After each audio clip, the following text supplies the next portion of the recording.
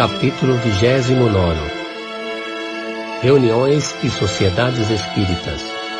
Das reuniões em geral. Das sociedades propriamente ditas. Assuntos de estudo. Rivalidades entre as sociedades. Das reuniões em geral. 324. As reuniões espíritas podem ter grandes vantagens quando permitem se esclarecer pela troca recíproca de pensamentos, pelas perguntas e anotações que cada um pode fazer e das quais todo o mundo aproveita.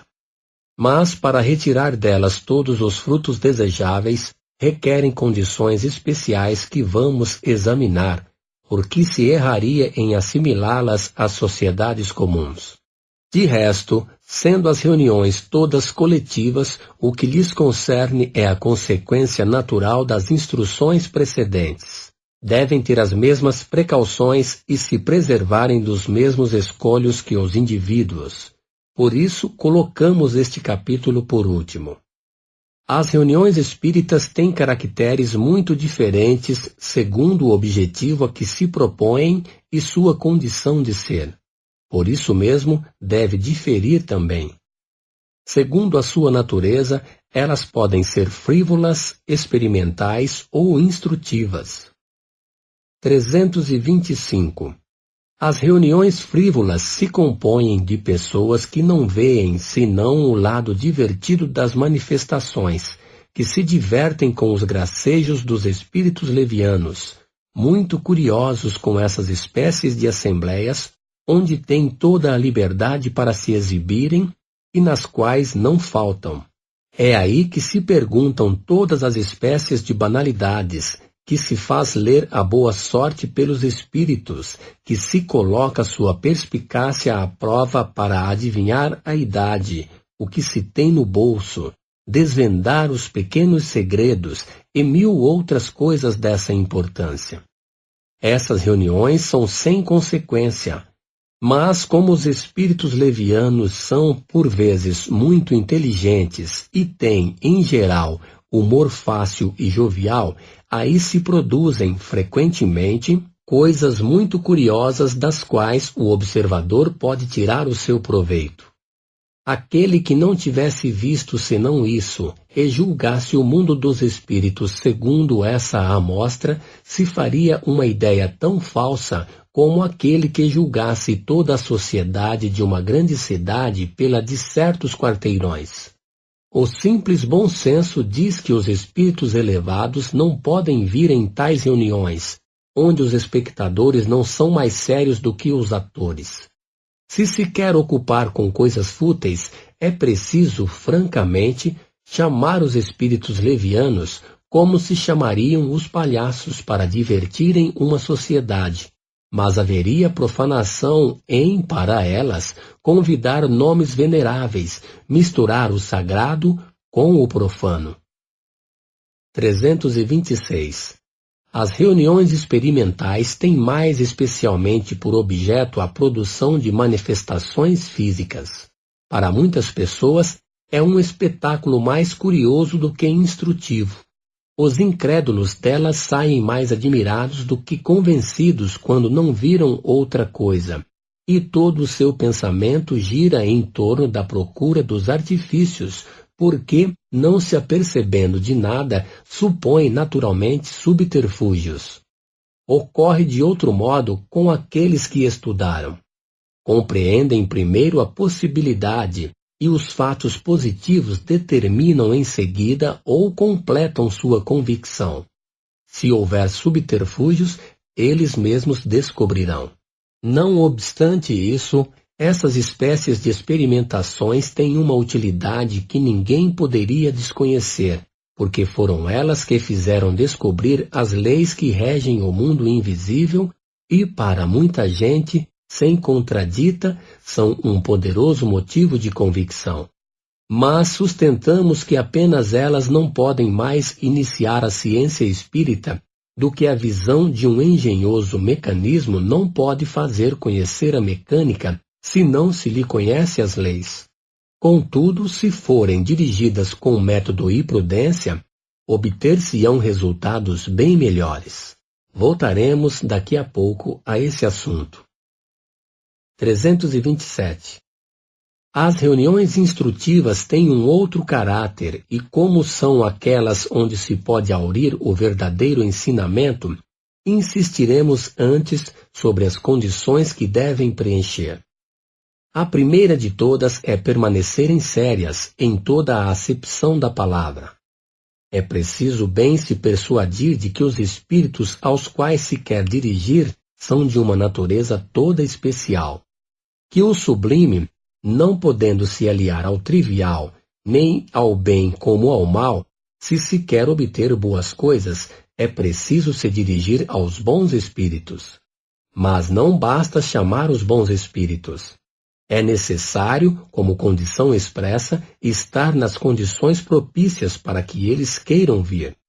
Ora, os espíritos superiores não virão mais às assembleias de homens levianos e superficiais do que teriam vindo quando vivos. Uma sociedade não é verdadeiramente séria senão com a condição de se ocupar de coisas úteis, com a exclusão de todas as outras. Se aspira a obter fenômenos extraordinários por curiosidade ou passatempo, os espíritos que os produzem poderão vir, mas os outros se irão. Em uma palavra, qualquer que seja o caráter de uma reunião, ela encontrará sempre espíritos dispostos a secundarem suas tendências. Uma reunião séria se afasta, pois, do seu objetivo, se troca o ensinamento pelo divertimento. As manifestações físicas, como dissemos, têm sua utilidade. Que aqueles que querem ver, busquem as reuniões experimentais. Que aqueles que querem compreender, busquem as reuniões de estudo. Será assim que uns e outros poderão completar sua instrução espírita, como no estudo da medicina, uns vão aos cursos e outros à clínica. 328. A instrução espírita não compreende apenas o ensinamento moral dado pelos espíritos, mas também o estudo dos fatos. A ela incumbe a teoria de todos os fenômenos, a procura das causas e, como consequência, a constatação do que é possível e do que não o é. Em uma palavra, a observação de tudo o que pode fazer avançar a ciência.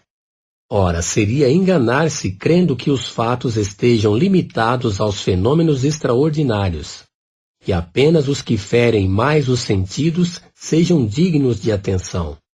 São encontrados a cada passo nas comunicações inteligentes e que homens reunidos para o estudo não poderiam negligenciar. Esses fatos, que seria impossível enumerar, surgem de uma multidão de circunstâncias fortuitas. Embora menos salientes, não deixam de ser do mais alto interesse para o observador, que neles encontra ou a confirmação de um princípio conhecido, ou a revelação de um princípio novo, que o faz penetrar mais adiante nos mistérios do mundo invisível. Está também aí a filosofia. 329. As reuniões de estudo, por outro lado, são de uma imensa utilidade para os médiuns de manifestações inteligentes, sobretudo para aqueles que têm um desejo sério de se aperfeiçoar e que a elas não vêm com uma tola presunção de infalibilidade. Um dos grandes escolhos da mediunidade, como já dissemos, é a obsessão e a fascinação. Podem, pois, iludirem-se de muito boa fé sobre o mérito do que obtêm e se concebe que os espíritos enganadores tenham sua liberdade de ação quando não se ocupam senão com um cego.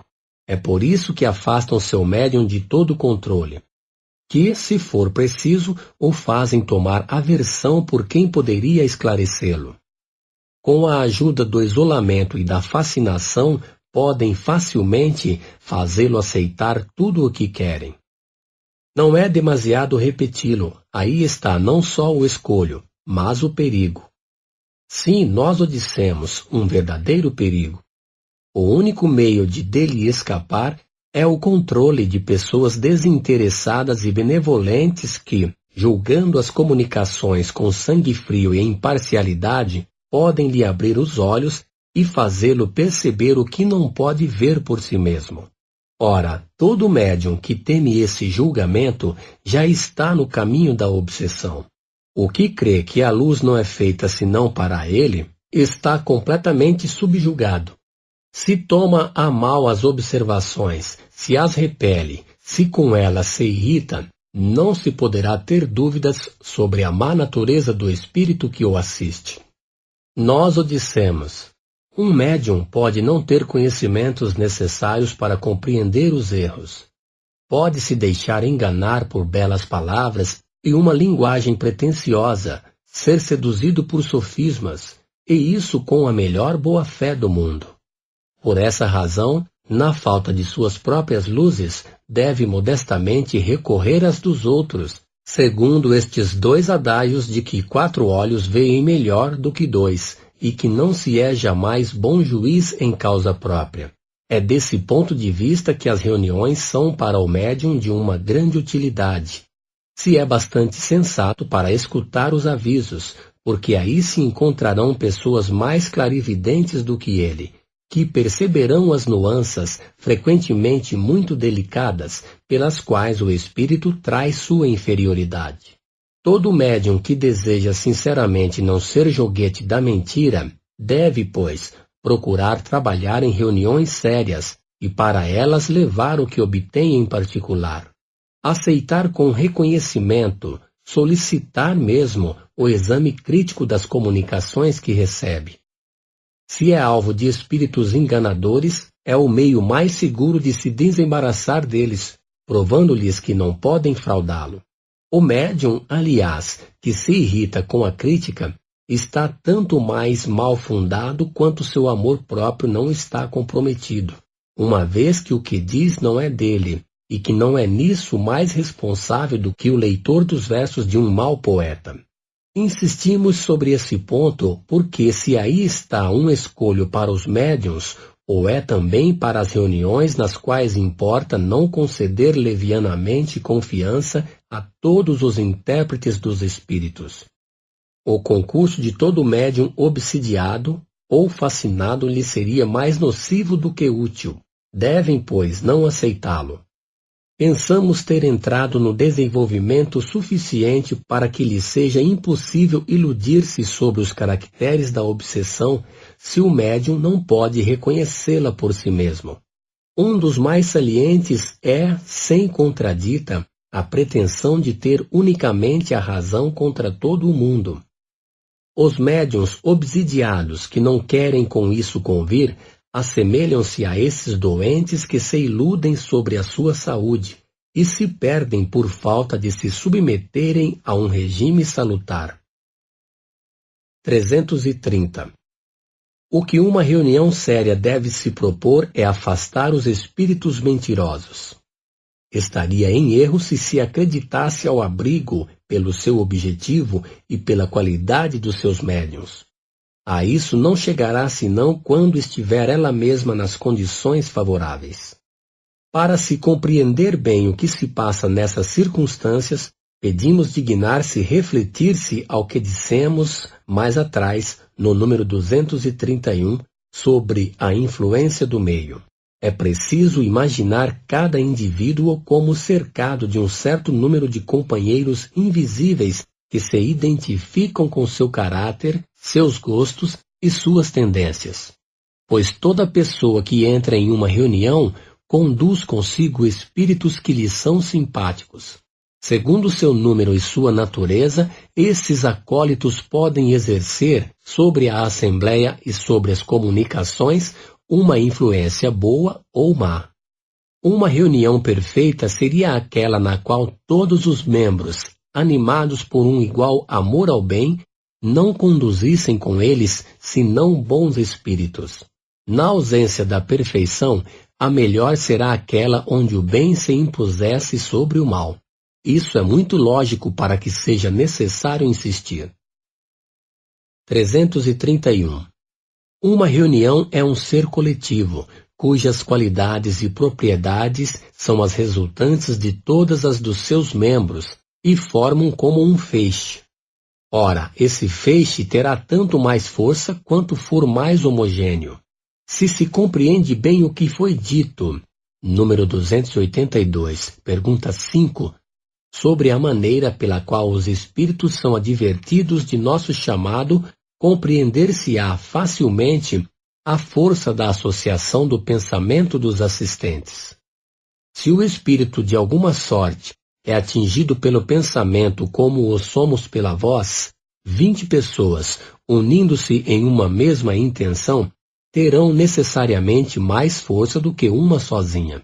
Mas para que todos esses pensamentos concorram para o mesmo objetivo, é preciso que vibrem em uníssono, que se confundam, por assim dizer, num só, o que não pode ocorrer sem o recolhimento. Por outro lado, o espírito, chegando a um meio completamente simpático, nele fica mais à vontade.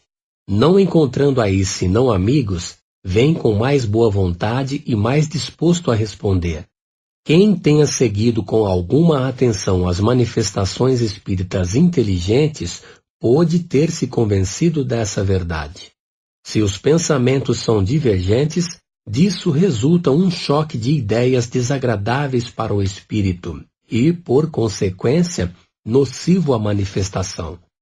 Ocorre o mesmo com um homem que deva falar em uma assembleia, se sente que todos os pensamentos lhe são simpáticos e benevolentes, a impressão que recebe reage sobre as suas próprias ideias e lhe dá mais inspiração. A unanimidade desse concurso exerce sobre ele uma espécie de ação magnética que decuplica seus meios, ao passo que a indiferença ou a hostilidade o perturba e o paralisa. É assim que os atores são eletrizados pelos aplausos. Ora, os espíritos, bem mais impressionáveis do que os humanos, devem sentir bem mais ainda a influência do meio. Toda reunião espírita deve, pois, tender à maior homogeneidade possível. Fique bem entendido que falamos daquelas que querem alcançar resultados sérios e verdadeiramente úteis. Se quer simplesmente obter comunicações mesmo assim, sem se inquietar com a qualidade daqueles que as dão, é evidente que todas essas preocupações não são necessárias, mas então não se pode queixar da qualidade do produto. 332.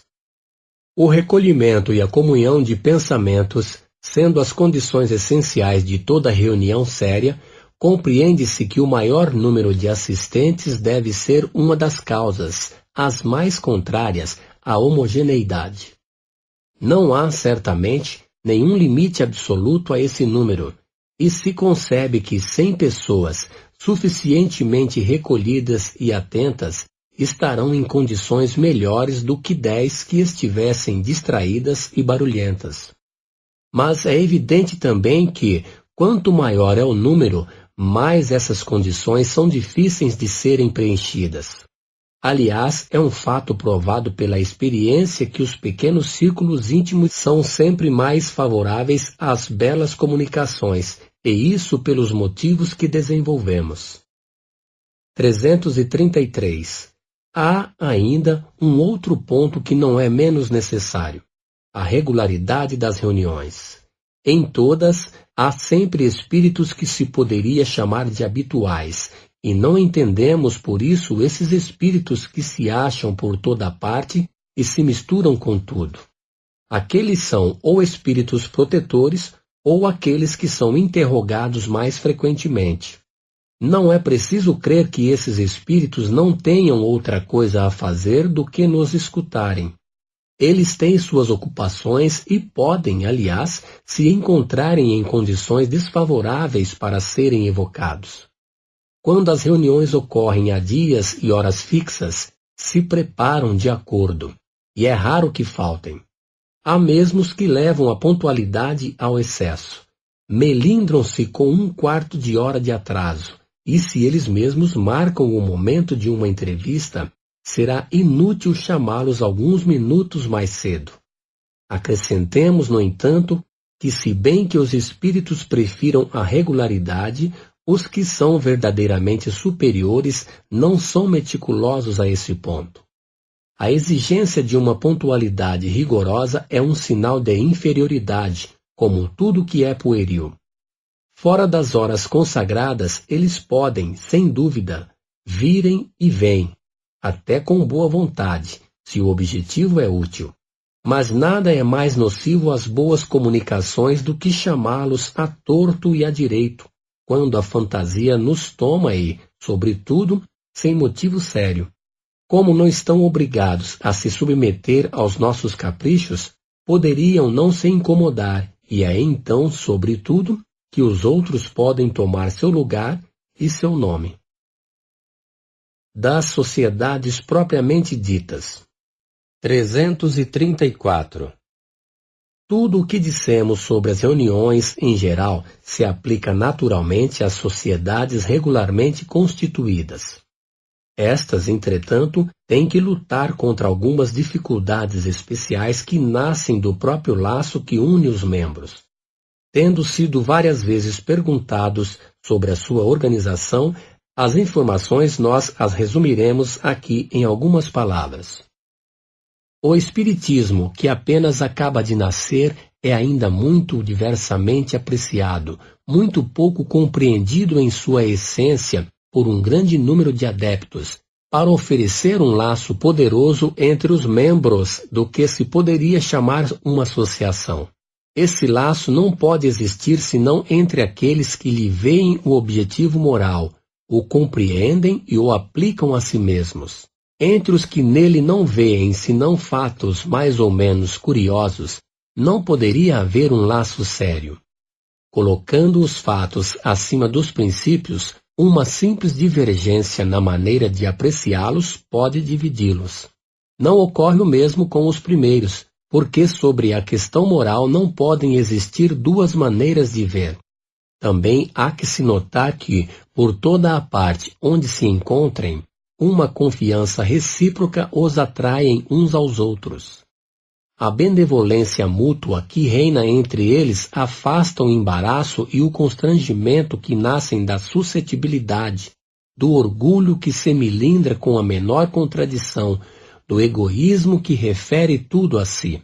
Uma sociedade onde tais sentimentos reinassem sem divisão, onde seus membros se reunissem com o objetivo de virem se instruir com os ensinamentos dos espíritos, e não na esperança de verem coisas mais ou menos interessantes, ou para fazerem prevalecer sua opinião, uma tal sociedade, dizemos, seria não só viável, mas indissolúvel. A dificuldade de reunir ainda numerosos elementos homogêneos, deste ponto de vista, leva a dizer que, no interesse dos estudos e para o bem da própria coisa, as reuniões espíritas devem visar em se multiplicarem em pequenos grupos antes que procurar se constituírem em grandes aglomerações. Esses grupos correspondendo-se entre si, visitando-se, permutando suas observações, podem, desde o presente, formarem o núcleo da grande família espírita que congregará um dia todas as opiniões, e unirá os homens num mesmo sentimento de fraternidade, selado pela caridade cristã. 335. Já vimos de qual importância é a uniformidade de sentimentos para a obtenção de bons resultados. Essa uniformidade será tanto mais difícil de se obter quanto o número for maior. Nas pequenas reuniões conhece-se melhor se está mais seguro dos elementos que aí se introduzem. O silêncio e o recolhimento são mais fáceis e tudo se passa como em família. As grandes assembleias excluem a intimidade pela variedade dos elementos dos quais se compõem. Exigem locais especiais, recursos pecuniários e um aparelho administrativo inútil nos pequenos grupos. A divergência de caracteres, de ideias, de opiniões aí se desenha melhor e oferece aos espíritos trapalhões mais facilidade para semearem a discórdia. Quanto mais a reunião é numerosa, tanto mais é difícil contentar todo o mundo. Cada um gostaria que os trabalhos fossem dirigidos ao seu gosto e se ocupassem, de preferência, com os assuntos que mais lhe interessam. Alguns creem que o título de sócio lhes dá o direito de imporem sua maneira de ver. Daí as divergências, uma causa de mal-estar que traz, cedo ou tarde, a desunião, depois a dissolução, sorte de todas as sociedades da qual sejam um objeto. As pequenas seções não estão sujeitas às mesmas flutuações. A queda de uma grande sociedade seria um revés aparente para a causa do espiritismo, e seus inimigos não deixariam de se prevalecer disso. A dissolução de um pequeno grupo passa desapercebida e, aliás, se um se dispersa, 20 outros se formam ao lado. Ora, 20 grupos, de 15 a 20 pessoas, obterão mais e farão mais pela propagação do que uma assembleia de 300 a 400 pessoas. Dir-se-á sem dúvida que os membros de uma sociedade que agissem como acabamos de dizer não seriam verdadeiros espíritas, uma vez que o primeiro dever que a doutrina impõe é a caridade e a benevolência. Isso é perfeitamente justo. Também aqueles que pensam assim são espíritas antes de nome do que de fato. Não pertencem, seguramente, à terceira categoria. Ouvir número 28. Mas quem diz que esses sejam mesmo espíritas quaisquer? Aqui se apresenta uma consideração que não deixa de ter gravidade. 336. Não nos esqueçamos de que o Espiritismo tem inimigos interessados em lhe fazer frente e que veem esses sucessos com despeito. Os mais perigosos não são os que o atacam abertamente, mas os que agem nas sombras. Estes o acariciam com uma mão e o difamam com a outra. Esses seres malfazejos se insinuam por toda parte, onde esperam fazer o mal. Como sabem que a união é uma força, procuram destruí-la, lançando fogueiras de discórdia. Quem diz, pois, que aqueles que nas reuniões semeiam a perturbação e a cisânia não sejam agentes provocadores interessados na desordem? Infalivelmente, não são nem verdadeiros e nem bons espíritas. Não podem jamais fazer o bem e podem fazer muito mal. Compreende-se que eles têm infinitamente mais facilidade para se insinuarem nas reuniões numerosas do que nas pequenas sessões, onde todo o mundo se conhece. Graças aos surdos enredos que passam desapercebidos, semeiam a dúvida, a desconfiança e a desafeição. Sob a aparência de um hipócrita interesse pela coisa, criticam tudo, formam conciliábulos e rodas que cedo rompem a harmonia do conjunto. É o que querem.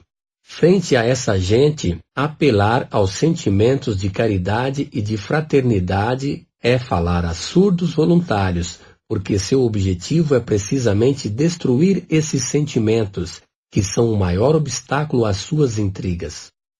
Esse estado de coisas, deplorável em todas as sociedades, ou é mais ainda nas sociedades espíritas, porque se não leva a uma ruptura, causa uma preocupação incompatível com o recolhimento e a atenção. 337. Se a reunião está em mau caminho, dir-se-á os homens sensatos e bem-intencionados não têm o direito de crítica?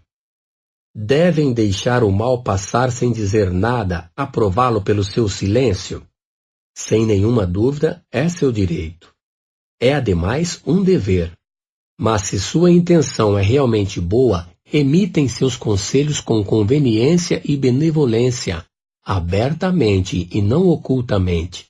Se não são seguidos, se retiram, porque não se conceberia que aquele que não tivesse nenhuma segunda intenção se obstinasse em permanecer numa sociedade onde se fizessem coisas que não lhe conviessem. Pode-se, pois, estabelecer em princípio que quem, em uma reunião espírita, provoque a desordem ou a desunião, ostensivamente ou subrepticiamente, por quaisquer meios, é ou um agente provocador ou pelo menos um muito mau espírita, do qual não se poderia se desembaraçar muito cedo. Mas os próprios compromissos que ligam todos os membros frequentemente lhe colocam obstáculo. Por isso convém evitar os compromissos indissolúveis. Os homens de bem estão sempre bastante empenhados. Os mal-intencionados estão sempre mais. 338. Além das pessoas notoriamente malévolas que se insinuam nas reuniões, há aqueles que, pelo caráter, carregam a perturbação consigo por toda a parte onde se encontrem. Não se poderia, pois, ser mais circunspecto quanto aos elementos novos que se introduzem na reunião. Os mais importunos, nesse caso, não são os ignorantes sobre a matéria, nem mesmo aqueles que não creem. A convicção não se adquire senão pela experiência, e há pessoas que querem se esclarecer de boa fé. Aqueles, sobretudo, dos quais é preciso se preservar, são as pessoas de sistemas pré-concebidos, os próprios incrédulos que duvidam de tudo, mesmo da evidência. Os orgulhosos que pretendem ter com exclusividade a luz infusa, por toda a parte querem impor sua opinião, e olham com desdém quem não pense como eles. Não vos deixeis prender pelo seu pretenso desejo de se esclarecer. Há mais de um que ficaria bem irritado se forçado a convir que se enganou. Guardai-vos, sobretudo, desses peroradores insípidos que querem sempre ter a última palavra, e daqueles que não se comprazem senão na contradição. Uns e outros fazem perder o tempo sem proveito para eles mesmos. Os espíritos não gostam de palavras inúteis. 339. Visto a necessidade de se evitar toda causa de perturbação e de distração, uma sociedade espírita que se organize deve colocar toda a sua atenção sobre as medidas apropriadas para tirar dos promotores de desordens os meios de prejudicarem e dar as maiores facilidades para afastá-los. As pequenas reuniões não têm necessidade senão de um regimento disciplinar muito simples para a ordem das sessões. As sociedades regularmente constituídas exigem uma organização mais completa. A melhor seria aquela cujos mecanismos fossem os menos complicados. Umas e outras poderão tirar o que lhe for aplicável, ou o que creiam útil, do regulamento da Sociedade Parisiense de Estudos Espíritas que damos mais adiante. 340. As sociedades pequenas ou grandes e todas as reuniões, qualquer que seja a sua importância, têm que lutar contra um outro escolho. Os promotores de perturbações não estão apenas no seu seio, mas estão igualmente no mundo invisível. Do mesmo modo que há espíritos protetores para as sociedades, as cidades e os povos, os espíritos malfazejos se ligam aos grupos como aos indivíduos. Atacam primeiro os mais fracos, os mais acessíveis, dos quais procuram fazer instrumentos, e pouco a pouco tratam de cercar as massas. Porque seu júbilo mau está em razão do número daqueles que têm sob seu jugo. Todas as vezes, pois, que num grupo uma pessoa caia na armadilha, é preciso se dizer que há um inimigo no campo, um lobo no redil, e que se deve estar em guarda, porque é mais do que provável que multiplicará suas tentativas. Se ele não é desencorajado por uma resistência enérgica, a obsessão vem então como um mal contagioso, que se manifesta nos médiuns pela perturbação da mediunidade, e nos outros pela hostilidade de sentimentos, a perversão do senso moral e a perturbação da harmonia. Como o mais poderoso antídoto desse veneno é a caridade que procuram sufocar. Não é preciso, pois, esperar que o mal se torne incurável para dar-lhe remédio. Não é necessário mesmo esperar os primeiros sintomas, sobretudo é preciso dedicar-se em preveni-lo. Para isso, há dois meios eficazes se forem bem empregados: a prece de coração e o estudo atento dos menores sinais que revelem a presença de espíritos enganadores. O primeiro atrai os bons espíritos, que não assistem com zelo senão aqueles que os secundam por sua confiança em Deus. O outro prova aos maus, que estão tratando com pessoas bastante clarividentes e bastante sensatas para não se deixarem enganar. Se um dos membros sofre a influência da obsessão, todos os esforços devem tender, desde os primeiros indícios, a lhe abrir os olhos, temendo que o mal se agrave, a fim de conduzi-lo à convicção de que está enganado e ao desejo de secundar aqueles que querem livrá-lo. 341. A influência do meio é a consequência da natureza dos espíritos e do seu modo de ação sobre os seres vivos.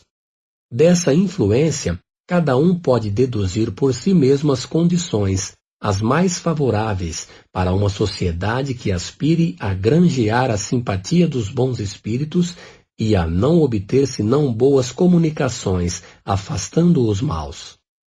Essas condições estão todas nas disposições morais dos assistentes. Resumem-se nos pontos seguintes: perfeita identidade de objetivos e de sentimentos, benevolência recíproca entre todos os membros, abnegação de todo sentimento contrário à verdadeira caridade cristã, desejo único de se instruir e se melhorar pelo ensinamento dos espíritos e aproveitamento de seus conselhos. Quem está persuadido de que os espíritos superiores se manifestam em vista de nos fazer progredir e não para nosso prazer, compreenderá que devem se afastar daqueles que se limitam a admirar seu estilo sem deles retirar nenhum fruto, e que não tomam o atrativo das sessões senão pelo menor ou maior interesse que elas ofereçam segundo seus gostos particulares. Exclusão de tudo o que, nas comunicações solicitadas aos espíritos, não teria senão um objetivo de curiosidade. Recolhimento e silêncio respeitosos durante as conversas com os espíritos. Associação de todos os assistentes pelo pensamento ao chamado feito aos espíritos que se evocam. Concurso dos médiuns da Assembleia com abnegação de todo sentimento de orgulho, de amor próprio e de supremacia, e pelo único desejo de se tornarem úteis. Essas condições são tão difíceis de preencher que não se possa encontrá-las? Não pensamos assim. Ao contrário, esperamos que as reuniões verdadeiramente sérias, como já existem em diversas localidades, se multiplicarão, e não hesitamos em dizer que será a elas que o Espiritismo deverá sua mais poderosa propagação. Congregando os homens honestos e conscienciosos, imporão silêncio à crítica, e quanto mais suas intenções sejam puras, mais serão respeitadas, mesmo por seus adversários. Quando a zombaria ataca o bem, cessa de fazer rir, torna-se desprezível. Será entre as reuniões desse gênero que um verdadeiro laço de simpatia, uma solidariedade mútua se estabelecerão pela força das coisas e contribuirão para o progresso geral. 342. Seria um erro crer que as reuniões, onde se ocupa mais especialmente das manifestações físicas, estejam fora desse concerto fraternal e que excluem todo pensamento sério. Se não requerem condições tão rigorosas, não será impunemente que sejam assistidas com leviandade, e se enganaria quem cresce que o concurso dos assistentes nelas seja absolutamente nulo. Tem-se a prova do contrário no fato de que, frequentemente, as manifestações desse gênero não podem se produzir em certos meios. Há, pois, também para isso, influências contrárias, e essas influências não podem estar senão na divergência ou na hostilidade de sentimentos que paralisam os esforços dos espíritos. As manifestações físicas, como dissemos, têm uma grande utilidade. Abrem um vasto campo ao observador, porque é toda uma ordem de fenômenos insólitos que se desenrolam aos seus olhos e cujas consequências são incalculáveis. Uma assembleia pode, pois, ocupar-se com objetivos muito sérios, mas não poderia atingi-los, seja como estudo, seja como meio de convicção, se não se coloca em condições favoráveis. A primeira de todas é não a fé dos assistentes, mas seu desejo de se esclarecerem sem prevenção, sem ideia preconcebida de rejeitar mesmo a evidência. A segunda é a restrição do seu número para evitar a mistura de elementos heterogêneos. Se as manifestações físicas são produzidas, em geral, por espíritos menos avançados, não deixam de ter um objetivo providencial e os bons espíritos as favorecem todas as vezes que podem ter um resultado útil. Assuntos de estudo. 343. Quando forem evocados parentes e amigos, alguns personagens célebres para comparar suas opiniões de além-túmulo com as que tiveram em sua vida, frequentemente fica-se embaraçado para alimentar as conversas sem que se caia nas banalidades e nas futilidades. Muitas pessoas pensam, por outro lado, que o Livro dos Espíritos esgotou a série de perguntas de moral e de filosofia. É um erro.